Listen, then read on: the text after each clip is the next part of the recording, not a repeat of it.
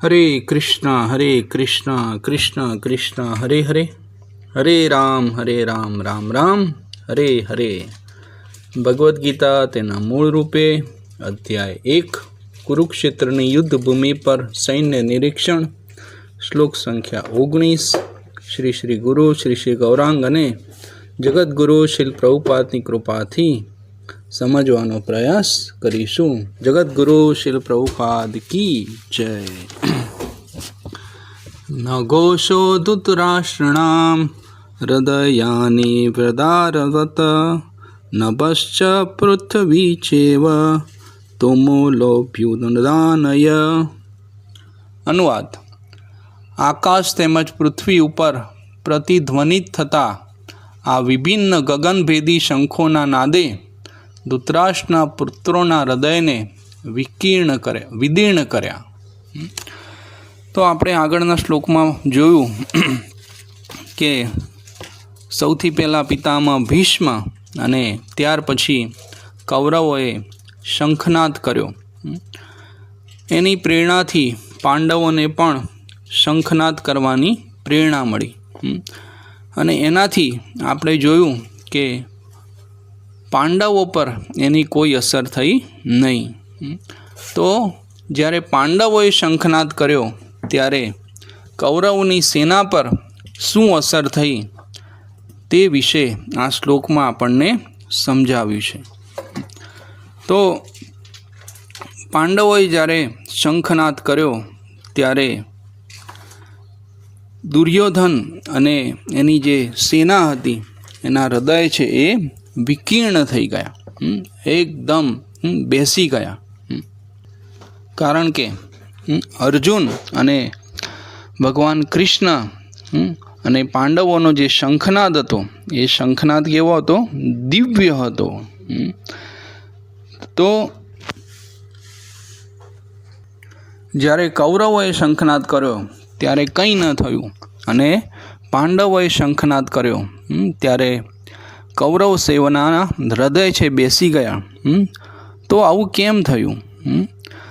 તો શું પાંડવોએ કોઈ શંખનાદ કરવાની કોઈ પ્રેરણા લીધી હતી? એમણે કોઈ બજારમાં જઈને કોઈ મોટી કિંમત આપીને કોઈ શંખ ખરીદ્યા હતા? શું એમણે કોઈ શંખ વગાડવાની પ્રેક્ટિસ કરીને આવ્યા હતા? ના. એમને ભગવાન કૃષ્ણ ઉપર વિશ્વાસ હતો કે ભગવાન જે કૃષ્ણ છે એ અવશ્ય અમારી રક્ષા કરશે. અવશ્ય રક્ષિત કૃષ્ણ. તો જે આપણું જે હૃદય છે એનો સીધો સંબંધ છે એ કાન સાથે છે. તો જ્યારે આપણે પવિત્ર હરે કૃષ્ણ મહામંત્રનું જ્યારે કીર્તન કરીએ છીએ, હરે કૃષ્ણ કૃષ્ણ કૃષ્ણ હરે હરે, હરે રામ રામ રામ હરે હરે. તો આ જ્યારે પવિત્ર નામનું જ્યારે કીર્તન કરીએ છીએ ત્યારે આજુબાજુનું જે વાતાવરણ છે એ વાતાવરણ કેવું થઈ જાય છે? પવિત્ર થઈ જાય છે. તો એ જ રીતે જ્યારે શંખનો અવાજ સાંભળ્યો તો જે આસુરી પ્રવૃત્તિના લોકો છે એ આસુરી પ્રવૃત્તિના લોકોના હૃદય છે એ બેસી ગયા. અને એક કહેવત છે, જો ડર ગયા સો મર ગયા. કારણ કે પાંડવોએ ભગવાન કૃષ્ણના ચરણ કમળનો આશ્રય લીધો હતો. જો ભગવાનના 2 ચરણ કમળ છે તો એક ચરણ કમળનો આશ્રય લેવાથી આપણને અભય દાન મળે છે અને બીજા ચરણ કમળનો આશ્રય લેવાથી આપણને અશોક એટલે કે શોકમાંથી મુક્તિ મળે છે. તો શોક શેના લીધે થાય છે? શોક છે એ ભૂતકાળની વાતો યાદ કરીને આપણને શું થાય છે? શોક થાય છે કે મેં આવું શા માટે કર્યું, આવું શા માટે ન કર્યું. અને ભય છે એ ભય હંમેશા ભવિષ્ય વિશે વિચારવાથી થાય છે કે ભવિષ્યમાં મારું શું થશે, આ વસ્તુ થશે કે નહીં થાય. તો એ રીતે જ્યારે આપણે ભગવાનના ચરણ કમળનો આશ્રય લઈએ છીએ ત્યારે આપણે ભય અને શોકથી આપણે મુક્ત થઈએ છીએ। જેવી રીતે કોઈ નાનું બાળક હોય, જ્યારે એ માતાના ખોળામાં હોય ત્યારે એને કોઈ ભય હોતો નથી। માતા પિતાને ગમે તેટલી મુશ્કેલી હોય પણ જે બાળક છે એ હંમેશા નિશ્ચિંત હોય છે કે મારા માતા પિતા અવશ્ય મારી રક્ષા કરશે। તો એ રીતે ભગવાનના જે શુદ્ધ ભક્તો છે એ ભક્તો હંમેશા નિશ્ચિંત હોય છે કે ભગવાન ગમે તે પરિસ્થિતિ મારા જીવનમાં આવે, ભગવાન અવશ્ય મારી રક્ષા કરશે।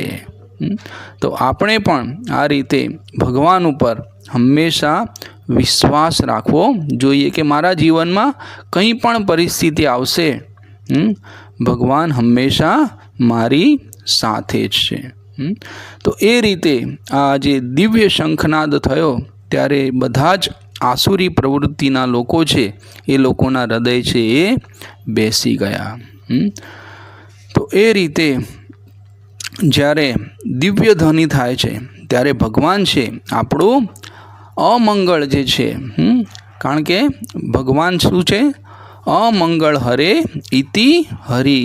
આપણા જીવનમાં કંઈ પણ અમંગળ થાય છે એ આપણું બધું જ અમંગળ છે ભગવાન છે એ હરી લે છે, એટલે જ ભગવાનનું એક નામ છે હરિ।